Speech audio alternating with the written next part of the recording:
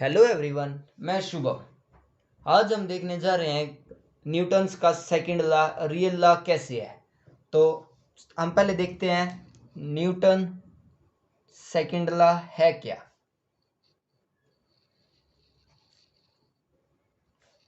Newton का second law है क्या।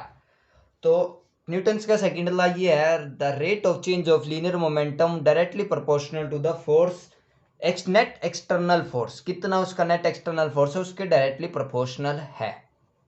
तो हम इसको ऐसे लिख सकते हैं, force directly proportional to the rate of change of linear momentum. Proportional का साइन हटा के कोई भी कांस्टेंट के मान लिया। अब मान लेते हैं के 1 होगा तो फोर्स कितना आएगा, dp/dt। और p क्या हमारे पास, लीनियर मोमेंटम।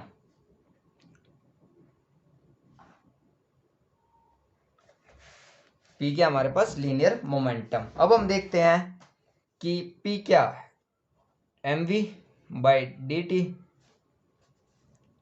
m क्या है हमारे पास, किसी भी बॉडी का मास कांस्टेंट होता है, तो dv/dt।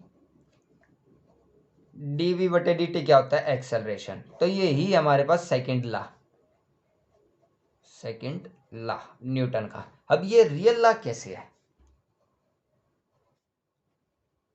रियल लॉ देखो अब कैसे है ये। अब मान लो किसी बॉडी पे हम बोल रहे हैं कि फोर्स 0 कब होगा,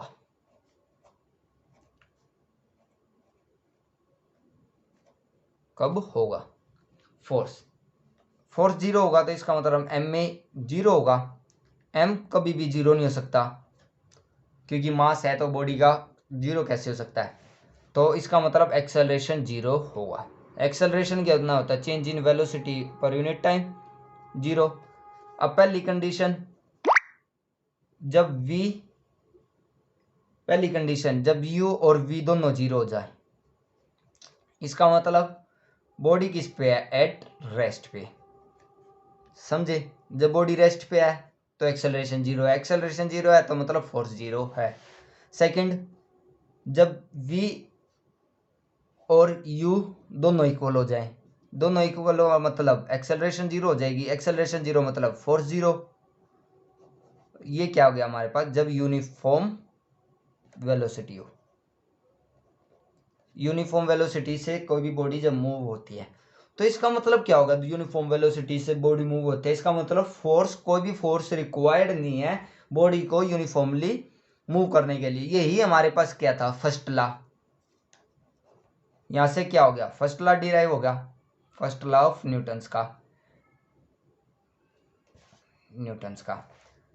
समझे कि फर्स्ट लॉ ने क्या बोला था कि किसी बॉडी को मूव करने में, या every body continue either in the state of rest or a motion unless some external force is applied on it। कोई भी बॉडी मोशन में है या रेस्ट में है, वो जब तक मोशन या रेस्ट में ही रहेगी जब तक हम एक्सटर्नल फोर्स उस पर अप्लाई नहीं कर देते। ये था हमारे पास फर्स्ट लॉ रियल का, न्यूटन्स का फर्स्ट लॉ था।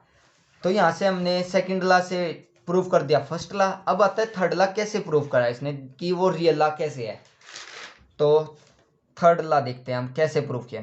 कोई भी दो बॉडी है, दोनों का मास सेम भी हो सकता है, नहीं भी कोई फर्क नहीं है। इस बॉडी ने इस पे लगाया तो इसका मतलब कि दूसरे पे पहले ने लगाया, इसका मतलब पहले पर दूसरे ने लगाया, दोनों फोर्स। तो F12 कितना आएगा, डेल्टा P1/डेल्टा dt। और F21 कितना आएगा, dP2/dt। ये आ गया। अब आता है in the absence of external force,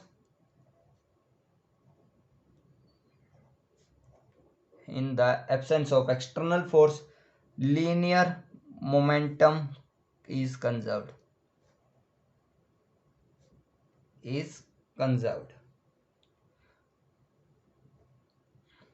external force जब एब्सेंस है तो लीनियर मोमेंटम क्या हमारे पास, कंजर्व है। तो इसका मतलब dP1/dt plus differentiation of P2/dt with respect to t equal to 0।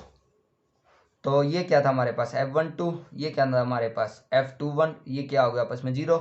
तो F12 equal to minus F21। तो यहाँ से क्या होगा, थर्ड लॉ प्रूफ हो गया। थर्ड लॉ क्या था, for every action there is an equal and opposite reaction. तो रियल लॉ कैसे है, सेकंड, कि इसने प्रूव कर दिया फर्स्ट लॉ को भी और इसने प्रूव कर दिया सेकंड थर्ड लॉ को भी। तो